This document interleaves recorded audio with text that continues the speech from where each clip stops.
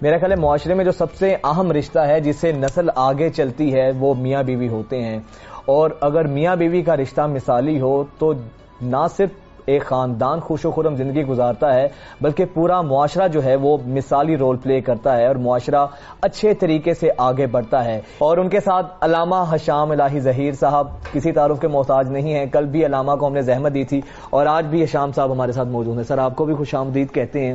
حضرت آپ سے ہی شروع کرتے ہیں، زوجین کے حقوق کے حوالے سے اسلام کیا تلقین کرتا ہے اور میاں بیوی کس طرح ایک مثالی رشتہ گزار کر آگے بڑھ سکتے ہیں؟ بسم اللہ الرحمن الرحیم۔ سب سے پہلے تو رسول اللہ صلی اللہ علیہ وسلم کی ایک حدیث ہے، خیرکم خیرکم لأہلی وانا خیرکم لأہلی، یعنی یہ پورے جتنے لوگ بھی سن رہے ہیں ان کے لیے ایک مشعل راہ ہے کہ تم میں سے سب سے بہترین وہ ہے جو اپنے گھر والوں کے لیے سب سے بہتر ہے۔ تم میں سے سب سے بہتر، جیسے وہ ہم نے حدیث سنی ہوئی ہے کہ تم میں سے سب سے بہتر ہے جو قرآن پڑھے اور پڑھائے، اسی طرح خیرکم ہی کا لفظ رسول اللہ صلی اللہ علیہ وسلم نے خانگی اور ازواجی معاملات میں بولا کہ تم میں سے سب سے بہتر وہ ہے جو اپنے گھر والوں کے لیے سب سے بہتر ہے، وَأَنَا خَيْرُكُمْ لِأَهْلِي، اور میں تم میں سے سب سے بہتر ہوں اپنے گھر والوں کے لیے۔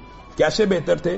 رسول اللہ صلی اللہ علیہ وسلم کی جو اپنے ازواج کے ساتھ محبت کے انداز ہیں، اگر ہمارے معاشرے کو صرف وہ سمجھ آ جائے یا ان کی ازواج کا رسول اللہ صلی اللہ علیہ وسلم سے جو تعلق ہے، ہمارے لیے وہی مشعل راہ ہیں، ہمارے لیے وہی اسوہ ہیں۔ رسول اللہ صلی اللہ علیہ وسلم اس گلاس کو، اس پیالے کو، اس پیمانے کو وہاں پہ اپنے لب مبارک رکھتے تھے جہاں پہ ماں عائشہ نے ہونٹ رکھے ہوتے تھے، اور ماں عائشہ جہاں سے ہڈی چوس رہی ہے نا، رسول اللہ صلی اللہ علیہ وسلم ان کی طرف سے بڑھ کے وہیں پہ اپنے دانت کو رکھتے تھے۔ یہ ایک محبت کا اظہار تھا، اور صرف یہاں تک نہیں تھا بلکہ رسول اللہ، ہمارے معاشرے میں کچھ غلط العام ہے، تکلفات ہیں، ہم یہ سمجھتے ہیں کہ شاید یہ بات حیا اور شرم کے منافی ہے۔ رسول اللہ سارے صحابہ کے درمیان بیٹھے ہوئے اور آپ سے سوال پوچھ لیا گیا کہ آپ کو سب سے محبوب دنیا میں کون ہے؟ تو رسول اللہ صلی اللہ علیہ وسلم کا عائشہ۔ اب ہم تو آپ کو پتا ہے ہمارے معاشرے میں اگر کوئی مرد جا کے یہ کہہ دے دوستوں میں، رن مرید ہو گیا، اس کو تو رن مرید کا بڑا معیوب سمجھا جاتا ہے، بے حیا سمجھا جاتا ہے، بڑا معیوب سمجھا جائے گا۔ اور پھر رسول اللہ صلی اللہ علیہ وسلم نے صرف یہ نہیں، پھر ان سے پوچھا گیا یہ حدیث مکمل اس لیے بھی ہمارے لیے مشعل راہ ہے کہ اس میں ان کے والد کا بھی مقام ہے۔ کہا نہیں مردوں میں سے، تو پھر رسول اللہ نے یہ نہیں کہا میرا یار غار ابو بکر، ہاں یہ نہیں کہا، عائشہ کا والد۔ ہاں تو بات یہ ہے کہ رسول اللہ صلی اللہ علیہ وسلم نے تو ایک اپنا اسوہ مجھے اور آپ کو بتا دیا، اور صرف بات اتنی نہیں ہے، ایک نہایت خوبصورت واقعہ رسول اللہ صلی اللہ علیہ وسلم کی اپنی زوجہ سے محبت کا۔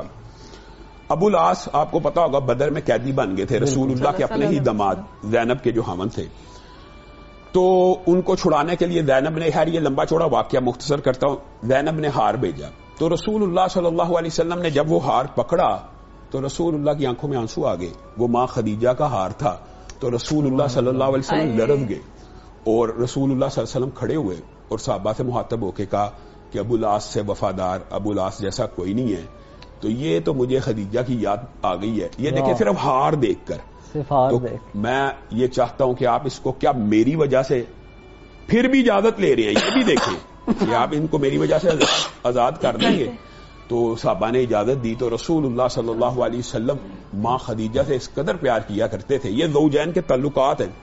ایک عورت آئی، رسول اللہ صلی اللہ علیہ وسلم نے اس کا بڑا اکرام کیا، تو ماں عائشہ اور دیگر امہات نے کہا ہم نے آج تک کبھی آپ کو اس طرح کسی بوڑھی عورت کا اکرام کرتے ہوئے نہیں دیکھا۔ آپ آگے بڑھ کے اس کی میزبانی کر رہے ہیں، اس کے لیے چادریں بچھا رہے ہیں، تو یہ کیا معاملہ ہے؟ رسول اللہ نے ایک جملہ بولا کہ جب خدیجہ زندہ تھی یہ ہمارے گھر آیا کرتی تھی۔ یعنی آپ سوچ رہے ہیں کہ حضرت خدیجہ کے متعلقات کے ساتھ رسول اللہ صلی اللہ علیہ وسلم حضرت خدیجہ کے چلے جانے کے بعد بھی ان کی سہیلیوں کے گھر میں سب سے پہلے قربانی کا گوشت بھیجا کرتے تھے اور تحفے تحائف بھیجا کرتے تھے۔ تو رسول اللہ صلی اللہ علیہ وسلم نے اپنے عمل سے ثابت کر دیا، حتیٰ کہ آپ حیران رہ جائیں گے، ایک دن حضرت خولہ آئیں، حضرت خدیجہ کی بہن تھی، تو آ کے انہوں نے السلام علیکم کہا، تو یہ رسول اللہ کی جو آنسو کے واقعات ہیں نا، ان میں سے ایک ابو العاص کا بھی ہے اور یہ بھی ہے، تو اچانک رسول اللہ کی آنکھ میں آنسو آ گیا اور کہا یہ بہنوں کی بات بہنوں سے ملتی ہوتی ہے۔ تو رسول اللہ نے کہا یہ خدیجہ ہے؟ کہا نہیں وہ تو دنیا سے چلی گئی، یہ خولہ ہیں۔ یعنی صرف ان کی آواز کی مماثلت کی وجہ سے رسول اللہ کی آنکھوں میں پانی سبحان اللہ. تو یہ رسول اللہ صلی اللہ علیہ کیا خوبصورت طریقے سے، بالکل بہت خوبصورت طریقے سے ہم نے بیان کیا ہے. بڑی خوشی اور نہایت خوشی کی بات ہے. بہت ہی کم ایسا ہوا کہ کبھی ہشام بھائی اور میں کہیں اکٹھے ہوں، شاید پہلی دفعہ ایسا ہو رہا ہے، یا شاید کہیں ایک آدھ مرتبہ اور. تو یہ بڑی خوشی ہوئی، بلکہ سرپرائز تھا میرے لیے. ہمارے لیے بھی سر بڑی خوشی کی بات ہے. آپ دونوں سلامت رکھے، اور بڑی خوبصورت بات انہوں نے کی. میں دیکھیں یہ جو خاندان کے بارے میں آپ نے کہا نا کہ یہ ہضم نہیں ہوتی ان کو محبت، تو اس کی نا تربیت کا ایشو ہے. اور بنیادی طور پر ایک پہلی بات سمجھیں، یہ جو حقوق کا سلسلہ ہے یہ انسانوں کا بنایا ہوا نہیں ہے. جس روز آپ یہ مان جائیں کہ یہ اللہ کی طرف سے، نبی کریم صلی اللہ علیہ وسلم نے اللہ کی طرف سے یہ بیان کیے ہیں، شوہر کے کیا حقوق ہیں، بیوی کے کیا حقوق ہیں، باپ کے، ماں کے، بہن کے، رشتہ داروں کے، ہمسایوں کے، باقی معاشرے کے، تب آپ کو نہ تو ان کی ادائیگی میں مسئلہ ہوگا، نہ ان کو ادا کرنے والے لوگوں سے کوئی پرابلم ہوگی.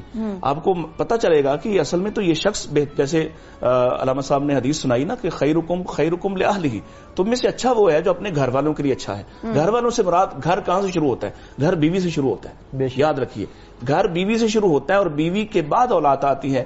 آپ، میں، ہم اپنے والدین کے اہل میں شامل ہیں، اور ہمارے اہل جو شروع ہو رہے ہیں وہ بیوی سے شروع ہو رہے ہیں. اور یہ وہ بنیادی نقطہ ہے جس کو جب تک نہیں سمجھا جائے گا، یہ جو ہمارے معاشرتی تعلقات میں اتنی تفاوت ہے یا اتنا اس میں نفرت کا سلسلہ چلتا ہے، وہی والدین جو بڑی محبت سے، چاؤ سے منتخب کر کے، بلکہ دسیوں میں سے تلاش کر کے اپنی بہو لے کے آتے ہیں، وہ پہلے روز ہی اس کو اپنا اپوننٹ بنا لیتے ہیں، اپنا دشمن بنا لیتے ہیں. حالانکہ انہیں ہی یہ تعلیم دینا چاہیے تھی کہ بیٹا تم پر آج کے بعد سب سے زیادہ حق تمہاری بیوی کا ہے. حضرت جس طرح ہم نے یہ سنا ہے حدیث میں کہ آپ صلی اللہ علیہ وسلم نے کہا کہ اگر خدا کے بعد کسی کو سجدے کی اجازت ہوتی تو میں شوہر کو اجازت، بیوی کو اجازت ہوتی کہ وہ اپنے خاوند کو سجدہ کرے.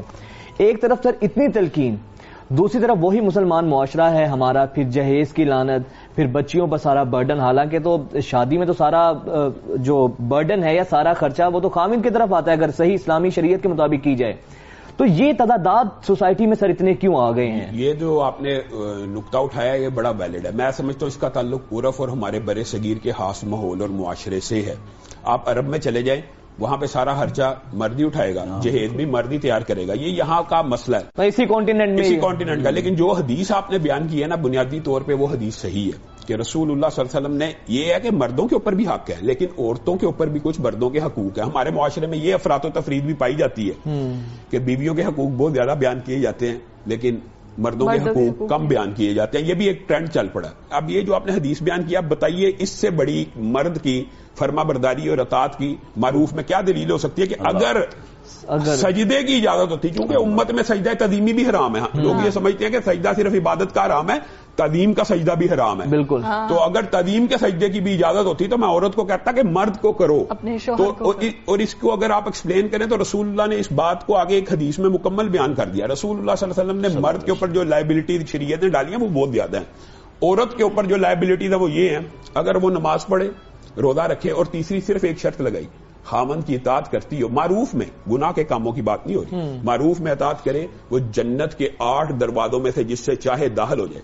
لیکن ایک بات میں ڈاکٹر صاحب کی بات میں بھی ایڈ کرنا چاہوں گا، جو آپ نے ان سے سوال کیا کہ عورتوں کا یہ جو گھر میں احترام اور عزت کی بات ہے نا، یہ مجاہد بھائی آپ یہ یہاں سے رسول اللہ کی سیرت سے ایک ذرا واقعے کو اخذ کریں. رسول اللہ نے کہا ان قریب تم مصر کو فتح کرو گے، ان قریب تم مصر کو فتح کرو گے، اور جب تم مصر کو فتح کرنا تو ان کا اکرام اور عزت کرنا. فتوحات ہو گئی، آپ کو پتا ہے حضرت عمر بن العاص نے فتح کر لیا. اب جب فتح کر لیا، جو اب وہ ظاہر ہے غلام ہو گئے، تو جو جس علاقے کا سردار ہے اس کو اسی کی سرداری واپس دے رہے ہیں. تو اس علاقے کا اچھا تو لے لے. انہوں نے کہا بھائی بھی جنگ کیوں کی تھی جو ہمیں فتح کرنے کے بعد ہمیں ہی سارا کچھ واپس لٹاتے جا رہے. تو کہا ہمارے رسول نے ہمیں یہ وصیت کی تھی کہ اگر مصر فتح کرنا تو وہاں کا اکرام کرنا. تو انہوں نے کہا یہ وصیت کیوں کی تھی، ہمیں اس چیز کی علت بیان کی جائے. تو رسول اللہ صلی اللہ علیہ وسلم نے جو علت اپنے صحابہ کو بیان کی تھی وہی عمر بن العاص نے ان کو بیان کی اور کہا ہمارے رسول نے ہمیں کہا تھا کہ مصریوں کے ساتھ میری سسرالی رشتہ داری. آپ مجھے ایک بات بتائیں، کون سی رشتہ داری تھی رسول اللہ کی مصریوں سے سسرالی؟ محدثین نے باب باندھے کہ یا تو ماں ہاجرہ مصر سے آئی تھی، حضرت ابراہیم، اور یا ماریا قبطیہ کو مصر سے لایا گیا تھا. ہم سسرال کو کیا سمجھتے ہیں؟ پاؤں کی جوتی. ہم عورت کو پاؤں کی جوتی ہے. ہمارے ڈائلاگز ہیں نا معاشرے میں. یہاں پہ سسرال کا عزت اور احترام یہ. اور اس ایک واقعے کے نتیجے میں پادری آگے 2 لاٹ, انہوں نے کیا واقعی آپ کے رسول نے یہ وصیت کی ہے؟ کہاں؟ تو کہا اللہ کی قسم یہ وصیت نبی اور پیغمبر کے علاوہ کوئی نہیں کر سکتا. 80,000 عیسائیوں نے اسی وقت اسلام کو قبول کیا. اور اس سے ملتا جلتا واقعہ حضرت جویریہ کا ہے. فتح ہو گئی, حضرت جویریہ کا پورا کنبہ قبیلہ آپ کو پتا ہے غلام بن گیا. تو رسول اللہ صلی اللہ علیہ وسلم سے حضرت جویریہ نے کی شادی ہوگی. اب وہی رات ہے فتح کی, قیدی ہیں, مال غنیمت ہے, ڈول ہیں, رسی ہیں. رات کو صحابہ کو پتا چلا کہ رسول اللہ نے اس قبیلے کے اندر اپنی شادی طے کر لی اور جناب امہات المومنین میں سے حضرت جویریہ ہماری ماں بن گئی ہیں. صبح ہونے سے پہلے 700 سے زائد قیدی, ہزاروں کا مال غنیمت, حتیٰ کہ صحابہ بیان کرتے ہیں ڈول کی جو ایک رسی بھی تھی نا وہ بھی صحابہ نے واپس کر دی کہ ان کے ساتھ ہمارے نبی کی سسرالی رشتہ داری. اب مجھے ایک بات بتائیں, ہم نے سسرال کو کیا سمجھا ہوا؟ ہم رسول اللہ صلی اللہ علیہ وسلم نے فرمایا ایک تمہارا والد وہ بھی ہے جو تمہیں اپنی بیٹی دے. تو یہ بتائیں, ایک استاد بھی ہے, ایک اپنا اصلی باپ بھی ہوتا ہے. اصل یہ باپ تو تینوں ہیں. ہم باپ کو کیا سمجھتے ہیں؟ سسر کو. ہمارے ہاں تو یہ رشتے میں سمجھتا ہوں یہ برے صغیر کے معاشرے کی جو آپ نے نشاندہی کی نا جہیز وغیرہ, ان رشتوں کے اندر بھی بردر ان لا کو ہمارے ہاں سالہ کہا جاتا ہے. اب مجھے بتائیں یہ ہماری لینگویج کیا ہے؟ یعنی آپ یہ اندازہ لگا لیں کہ ہم نے عزت اور احترام کے اور جو مقام تھے جو آپس میں الفت کے, اور جیسے بھائی نے بات کی, ڈاکٹر صاحب نے ایک اشارہ کیا, آپ میں وہ واقعہ آپ کے ذہن میں نہیں آیا. رسول اللہ صلی اللہ علیہ وسلم کا ازواج سے تعلقات میں سے انہوں نے ایک واقعہ پورا ایک جملے میں بیان کر دیا کہ کبھی دوڑ لگ رہی ہے. یہ واقعہ بھی صحیح سند سے ثابت ہے. امی عائشہ کے ساتھ رسول اللہ نے کہا چلو دوڑ لگاتے ہیں. تو پھر رسول اللہ صلی اللہ علیہ وسلم پیچھے رہ گئے اور امی عائشہ آگے نکل گئی. تو ایک عرصہ گزر گیا تو رسول اللہ صلی اللہ علیہ وسلم نے کہا آج پھر دوڑ لگاتے ہیں. اس دن رسول اللہ آگے نکل گئے کیونکہ امی عائشہ کچھ فربا ہو گئی تھی, تب بچی تھی, تب پتلی تھی, وہ تیز بھاگتی تھی. اب کچھ وزن بڑھ گیا تو رسول اللہ آگے نکل گئے. تو رسول اللہ نے اتنے سال گزرنے کے بعد بھی کہا تل کا بھی تل کا, یہ اس دوڑ کے بدلے کا مقابلہ. تو بنیادی طور پہ اگر معاشرے کے اندر میاں بیوی کے ایسے تعلقات ہوں جیسے ڈاکٹر صاحب نے بات کی ہے, انٹرفیئرنس نہیں ہونی چاہیے. والدہ کا رشتہ بہت مقدس اور مقدم ہے, اور مقدم ہے, یہ بات بھی سمجھنے کی ضرورت ہے. بیوی سے زیادہ مقدم رشتہ والد اور والدہ کا ہے. لیکن اگر ہم انٹرفیئرنس نہ کریں اور مداخلت نہ کریں, اسی لیے آپ نے یہ بھی سنا ہوگا کہ اسلام کے اندر جو جوائنٹ فیملی سسٹم نہیں ہے. جوائنٹ فیملی سسٹم ہے, اگرچہ اس کو بہت زیادہ اپریشیٹ نہیں کیا گیا کیونکہ مداخلت نہیں ہونی چاہیے. اگر مداخلت نہ ہوگی تو آپ کو پتا ہے گھروں میں امن و سکون. اگر جوائنٹ بھی ہو تو کم از کم بیوی کا اتنا حق ہے کہ اس کا کچن اور اس کی چیزیں سیپریٹ ہوں. میں کہتا ہوں اگر بیوی جوائنٹ فیملی سسٹم میں کچن مشترکہ رکھنا چاہے رکھ لے, اگر نہیں رکھنا چاہتی تو اس کو اسپیس دینی چاہیے. ہاں بالکل, یہ بات اسپیس تو ملنی چاہیے. لیکن سر اس میں ہم یہ دیکھتے ہیں کہ ایک مرد کے لیے بیلنس کرنا بہت مشکل ہوتا ہے ہمارے جوائنٹ فیملی سسٹم میں. ایک طرف جب وہ گھر آتا ہے نوکری کر کے, بیوی کے تانے ہوتے ہیں, پھر ساس اپنی بہو کی شکایات لگا رہی ہوتی ہے, نند کے الگ گلے شکوے ہوتے ہیں, تو اس میں تو مرد بڑے امتحان میں پڑ جاتا ہے. کتنا مظلوم تم نے مرد کو بنا دیا. اس امتحان کا بھی رسول اللہ کی وہ مشہور حدیث جو ہم سب نے بچپن میں پڑھی ہے, غار والوں کا واقعہ, اس میں اس مرد کے اوپر جو پہلی ذمہ داری وہ اپنے بچوں کے منہ میں نہیں ڈال رہا, دودھ کا پیالہ لے کے کھڑا ماں باپ کے سر. ہاں جی. اور غار کا پتھر اس وجہ سے پیچھے ہٹ رہا ہے, وہ اللہ کو کہہ رہا ہے اللہ یہ نیکی میں نے اس لیے کی کہ میں نے اپنے بیوی بچوں کے منہ میں نہیں ڈالا, کیونکہ میں آ کے ماں باپ کو پہلے کھلاتا ہے. ویسے ماں باپ کا جو حق ہوتا ہے نا وہ اولا ہی ہوتا ہے. یہ بات بھی ہماری بیٹیاں بہنوں کو بھی یہ بات سمجھنی چاہیے کہ یہ آپ کے ساتھ تو رشتہ ازواج میں منسلک ہوا ہے, اللہ کی آیات پڑھ کے ہوا ہے, بے شک مہر کر کے گواہوں سے, لیکن اس کی تو اولاد ہے, اس نے تو پالا ہے. یہ دو طرف ہے, یہ معاملہ دو طرف ہے. اگر ساس کا مسئلہ ہے تو بہو کا بھی کچھ مسئلہ معاشرے میں ہے. برے صغیر کے جو بات کی ہے نا علامہ صاحب نے بڑی خوبصورت ماشاءاللہ وضاحت کی, وہی بات ہے. اگر آپ اللہ کی شریعت کو مانیں گے تو پھر یہ لڑائی جھگڑا ہوگا نہیں, کیونکہ اگر آپ شریعت کی طرف جائیں گے, حقوق کو سمجھیں گے, تو بیوی بھی تو سمجھ جائے گی نا کہ ماں باپ کے حقوق اس پر زیادہ ہیں, وہ بھی تو سمجھے گی. صرف یہ نہیں ہوگا کہ ساس سمجھے اور بیوی کہے کہ نہیں میں کچھ نہیں سمجھوں گی, اسے بھی یہ ماننا پڑے. میں نے جو سوال کرنا نا, میں نے یہ پوچھنا ہے کہ پھر دو عورتیں, ایک تو ماں اور بیوی ہوگی نا, جن کی دو بیویاں ہیں, وہ کیسے بیلنس کریں؟ بیویوں کے اوپر بھی بات کریں گے بریک سے. اور دوسری ایک بات بڑی ہے, میں جو انہوں نے عدل کی بات کی ہے نا, بنیادی طور پہ عدل معاشرتی حقوق اور معاملات میں ہے, اس کا تعلق دل سے نہیں ہے. لوگ بیویاں یہ سمجھتی ہیں یا معاشرہ یہ سمجھتا ہے اس کا تعلق دل سے ہے. دل اپنے اولاد میں سے بھی 5 بچے ہونا ایک کے ساتھ زیادہ اٹیچ ہو سکتا ہے, لیکن اس کا یہ مطلب تو نہیں کہ عدل نہیں. عدل ہوتا ہے کہ آپ نے اپرچونٹی ایک سی دینی ہے, آپ نے حقوق و فرائض ایک سے دینے ہیں. اور جو آپ نے بات کی ہے نا بنیادی طور کے اوپر, رسول اللہ صلی اللہ, آپ نے ایک سوال پہلے بھی چھوڑا تھا کہ عورت کو مرد پہلی رات میں کہہ دیتا ہے کہ ماں باپ کی خدمت کرنی ہے. یہ جو سوالات ہیں اس کے بارے میں بڑی معاشرے میں مسکنسپشنز ہیں.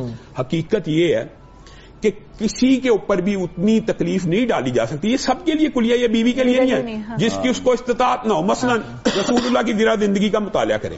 امہات المومنین خود بیان کرتی ہیں امی عائشہ کہ میں نے رسول اللہ کے ساتھ جتنے سال گزارے ہیں, رسول اللہ نے کبھی ایک رات بھی مجھے آواز دے کے نہیں اٹھایا. سبحان اللہ. میں دیکھتی خود رسول اللہ پانی پی رہے ہیں, خود اٹھ کے. ہمارے ہاں تو گھر میں مرد داخل ہو تو کہتا ہے آپ پانی لے کے آؤ. اچھا پھر رسول اللہ کی سیرت کیا ہے؟ جتنے ہم بیٹھے ہیں, جتنے سن رہے ہیں, کہ ہم میں سے ایک بھی ایسا ہے, ایمانداری سے ذرا سوچے, جس نے اپنے گھر میں جھاڑو دیا ہو؟ اگر کوئی جھاڑو دینے والا ہو تو اس کو کیا کہا جائے گا؟ ران مرید سے بھی شاید سے بھی آگے کوئی لفظ. آپ کے پیارے پیغمبر صلی اللہ علیہ وسلم اپنے گھر کی خود صفائی کر لیا کرتے تھے, جوتا خود گانٹ دیا کرتے تھے, حتیٰ کہ ازواج مطہرات آٹا بھی گوندھ رہی ہوتی تھی نا تو ان کی ہیلپ کر دیا کرتے تھے. یہ ایک پہلو ہے. لیکن دوسرا پہلو یہ علماء سے سن کے جو عورتیں یہ اخذ کرتی ہیں کہ بیوی کے اوپر یہ فرض ہی نہیں ہے کہ خاوند کے والدین کی خدمت کرے, یہ بات بھی, یہ بھی مسکنسپشن ہے. معروف کے اندر اطاعت ہوگی. مثال دے رہا ہوں, اس کو اتنی تکلیف نہ دے کہ 24 گھنٹے والدین کے سامنے کھڑا کرنا ہے, لیکن اگر خاوند بیوی کی یہ ڈیوٹی لگا دیتا ہے کہ میری جیسے جب اپنا کھانا پکاؤ گی تو کچھ پانی زیادہ ڈال کے, کچھ بوٹیاں زیادہ ڈال کے میرے ماں باپ کو پکاؤ, تو یہ اس کے اوپر ماننا فرض ہے. لوگ یہ کہتے ہیں نہیں فرض. یہ آج کل یہ کنسپٹ چل گیا. کیوں نہیں فرض؟ اطاعت, معروف میں اطاعت اور کیا ہے؟ معروف میں اطاعت کا مطلب ہوتا ہے جب کوئی ایسا حکم دے جس کے اندر اجر و ثواب بھی ہو یا جس کے اندر گناہ نہ ہو, وہ تو عورت نے ماننا ہے. لیکن ہمارے معاشرے میں یہ افراط و تفرید بھی بڑی پائی جاتی ہے. رسول اللہ کا یہ پہلو بھی ہے, مانتا ہوں کہ رسول اللہ نے ساری زندگی رات کو سوئے ہوئے اپنی کسی زوجہ کو کسی کام کے لیے نہیں اٹھایا, خود اٹھتے تھے. لیکن رسول اللہ نے یہ بھی کہا اگر خامد حکم کرے اطاعت کا, معروف کا, تو آپ نے اس کی پیروی کرنی ہے. بلکہ رسول اللہ کی حدیث کے الفاظ یہ ہیں کہ خامد حقیقی مومنہ عورت وہ ہے اور اصل میں جنتی عورت وہ ہے کہ جس کو خامد جب دیکھے خوش ہو جائے. خامد کسے خوش ہوتا ہے کہ یا تو وہ اس کے لیے سجی سنوری رہے, یا وہ اس کے گھر میں جو اس کے ذمے اس نے کچھ کام لگائے ہیں, گھر آیا پتا لگا والدین کو تو پہلے کھانا کھلا چکی ہے. یہ کھانا کھلانے میں کیا اعتراض ہے؟ مجھے ایک بات بتائیں. اس میں کوئی اعتراض نہیں ہونا چاہیے, نہ یہ فیمنزم. اچھا یہ جو ایک معاشرے میں یہ بھی کلچر عجیب و غریب چل پڑا ہے, حتیٰ کہ آپ عورت مارچ میں دیکھتے ہوں گے یہاں تک نعرے لگتے ہیں اپنی جراب خود ڈھونڈو, اپنے موزے خود ڈھونڈو, اپنی روٹی خود گرم کرو. اب یہ دیکھیں, اب یہ مرد جو سارا دن محنت مزدوری کر کے آپ کے منہ میں نوالے ڈال رہا ہے, کیا اس کا اتنا حق بھی نہیں آپ اس کے موزے ڈھونڈ دیں؟ یہ بھی افراط و تفرید سے معاشرے کو. اچھا سر, ایک یہ بھی کہا جاتا ہے کہ عورت جو ہے وہ اس کا کام صرف اپنی اولاد کی تربیت کرنا ہے. اگر وہ اپنے خاوند کو کہہ دے کہ میں روٹی نہیں بنا سکتی, میرا موڈ نہیں ہے, یہ مسکنسپشن ہے نا. یہ دیکھیں بنیادی طور پہ میں اصل میں اس فتوے کی طرف آ رہا ہوں. اب ہمارے معاشرے کا ایک بہت بڑا المیہ یہ بھی ہے کہ ہم دین بھی ان سے لیتے ہیں جو نان اسپیشلائزیشن یعنی میں تو سمجھتا ہوں دین بہت مظلوم فیلڈ ہے. آپ نے کوئی آپ بیمار ہو جائیں گے, اب ماہر گاڑی خراب ہوگی اچھے میکینک کے پاس جائیں, لیکن دین واحد ایسی چیز ہے جو آپ ہر ایک سے لے لیں گے, چاہے کوئی ڈاکٹر ہے, انجینئر ہے, مکینک, جس سے چاہے لے لیں. یہ جو آپ نے فتوے معاشرے میں سرکولیٹ ہوتے ہوئے دیکھے ہیں یہ بالکل غلط ہے کہ عورت کے میں نے آپ کی روٹی نہیں پکانی تو وہ صحیح کہہ رہی ہے, یا اس کے اوپر روٹی پکانا فرض نہیں ہے. یہ کیسی بات ہے؟ یہ تو ایسی بات ہے کہ یہ اس نے جس بندے نے یہ فتوا دیا ہے, میں اس کو نامینیٹ نہیں کرتا, اس نے دین کو سمجھا ہی نہیں ہے. اطاعت معروف کیا ہے؟ بیوی کا, میاں بیوی کا جو ایک گاڑی کے 4 پہیے کا مطلب کیا ہے؟ یہ آپ نے کیسے ٹرانسلیٹ کیا؟ آپ یورپ سے یہ بات تو لاتے ہیں کہ بیوی آپ کے ساتھ کھڑی ہو کے باضابطہ طور پہ کمائے. کمانا زیادہ مشکل ہے کہ گھر میں روٹی پکانا؟ ایمانداری سے بتائیں. کمانا بہت مشکل ہے. بس پھر یہ آپ خود اس چیز کو جسٹیفائی کریں کہ کمانا عورت گھر سے نکل کے کمائے. وہ معاشرہ ایکسپٹ کر دیتا کہ یہ دونوں میاں بیوی جی گاڑی کے پہیے ہیں, لیکن ایک میاں پوری لائبلٹی, ذمہ داری, عورت کے کپڑے پہننا, اوڑھنا, ہر چیز اس کو پرووائڈ کرتا ہے, اس کے بدلے میں روٹی نہیں مانگ سکتا. نہیں شام بھائی, یہ بھی تو دیکھیں نا, وہ ایک مرد کا کھانا بنانے کو تیار نہیں, اور وہ ہوٹل پہ جا کے تو 10 لوگوں کو کھانا سرو کرنے کو تیار ہے. ہاں یہ بھی عجیب بات ہے کہ آپ اس کو وہ جو اس کا گھر ہے، اس کی جنت ہے، جو اس کی ذمہ داری ہے، دونوں جب آپس میں محبت سے مودت سے رہیں گے اور ایک دوسرے کی ذمہ داریوں کو بانٹ کے رہیں گے تو بچے اس گھر میں کتنی خوشی اور آسانی کے ساتھ پلیں گے. تو وہاں وہ کام اس کو آپ بغاوت پہ آمادہ کر رہے ہیں کہ یہاں وہ کام نہ کرے اور یہاں کام کرنا گویا اس کی توہین ہے. اور وہ گلی محلے میں حتیٰ کہ وہ فتوے بھی آ گئے ہیں اس میں کہ یہ جو میاں بیوی کے حقوق ہیں، خاص طور پہ بیوی بناؤ سنگار کرے اپنے شوہر کے لیے. جو مسائل ہیں کہ وہ دوسری عورت کی طرف دیکھتا ہے یا دوسری اسے اٹریکٹ کرتی ہے، سبب کیا ہے؟ جب وہ 1-2 بچے کی ماں ہوتی ہے تو وہ صرف ماں بن کر رہ جاتی ہے اور اپنے آپ پر توجہ نہیں دیتی. وہ اپنے آپ پر، اپنے بناؤ سنگار پر، اپنی خوبصورتی پر بالکل توجہ نہیں دیتی. بلکہ میں اگر کوئی تھوڑا مناسب سے الفاظ کہوں کہ گھر میں وہ ماسی بنی رہتی ہے اور جب کبھی اس نے تیار ہونا ہے تو اس نے کسی شادی کے گھر بھی جانا، کسی دوسرے اپنے نہیں، میں اپنے گھر میں بھی یہ بات کہتا ہوں، میرے گھر والے دیکھ رہے ہوں گے اس وقت. بڑا ڈرتے ہیں آپ جب تک یہ نہیں کرتے پھر آپ کیسے آپ توقع کرتے ہیں کہ شوہر گھر میں آئے تو وہ تو بڑا خوش مزاج ہو. بالکل یہ جو انہوں نے بات کی ہے، لوگ ہم سے آ کے پوچھتے ہیں علامہ صاحب بیوی بہن لگنا شروع ہو جاتی ہے. یعنی یہ معاشرے کا بالکل بہت خوبصورت الفاظ میں آپ لوگوں نے اس موضوع کا احاطہ کیا. بہت شکریہ آپ دونوں کا، بڑا اچھا لگا آپ دونوں سے گفتگو کر کے.